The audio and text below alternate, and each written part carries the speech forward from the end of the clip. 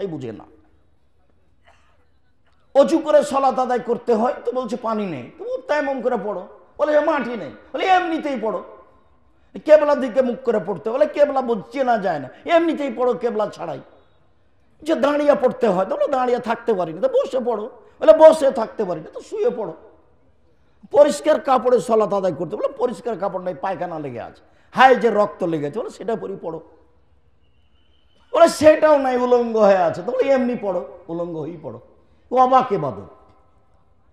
হজ এরকম নয়, এবছর যাবেন, সামনে বছর যান, আচ্ছা ঠিক আছে যান, এ দেখানো হলো হজ কেমন।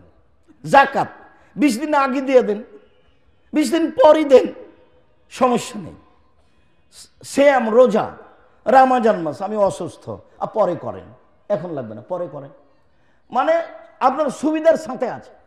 কিন্তু সালাত এমন একটা ইবাদত, একবারে ভিন্ন ধরনের ইবাদত, কোনো কথাই মানে না, কোনো সমস্যাই মানে না, কোনো প্রকার অসুবিধা মানে না, অসুবিধা কিছুই বুঝে না। সালাত এমন একটা ইবাদত, পড়তেই হবে, যতক্ষণ পর্যন্ত তার জ্ঞান বুদ্ধি হুঁশ আছে তাকে পড়তেই হবে। তো সালাতের নেকি যত ভারী, ভালো আচরণ চাল চলনের নেকি তার চেয়ে হাজারো লক্ষ গুণ বেশি ভারী। ভালো আচরণ কি জিনিস? তো ভালো আচরণ কি জিনিস এটা আগে একটু বাস্তব দেখে, তারপর হাদিস অনুবাদ করি, কোরআন অনুবাদ করি।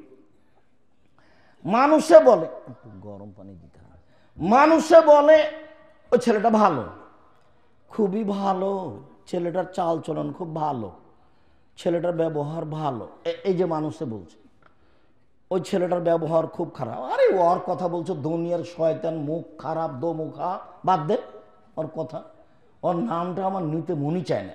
এ দেখেন, তাহলে মানুষও বুঝে যে মানুষের চালচলন ভালো মন্দ, এটা মানুষ বুঝে। 1 মিনিট, আব্বাস বাজারে একটা অটো দাঁড়িয়ে আছে, আপনি বসে আছেন, তো আমি গিয়ে উঠেছি, আমার হাতে একটা ব্যাগ ছিল, তো যেমন উঠেছি আমি বসেইনি, ছেলেটা টান দিয়েছে, তো আমি আপনার মুখের উপরে গিয়ে পড়ে গেছি। তো এখন আপনি বলছেন বসেন বসেন, কোনো সমস্যা নেই, বসেন বসেন, কোনো সমস্যা নেই, বসেন। এটা হলো একটা।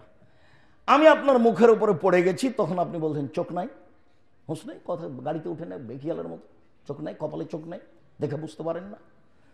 তা আগেরটাও আচরণ, এটাও আচরণ, আপনি বলেন কোনটা ভালো?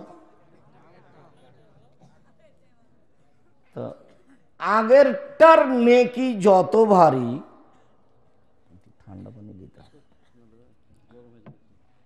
আগেরটার নেকি যত ভারী ওটাতে নেকি হয়, এটাই কথা আজকের আলোচনা এটাই।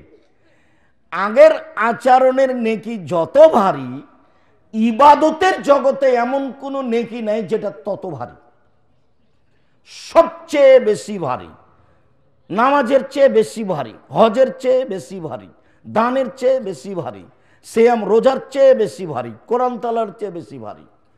আর যখন শব্দ উল্লেখ করব তখন আপনি দেখবেন যে অবাক শব্দ ব্যবহার করেছেন আল্লাহর নবী।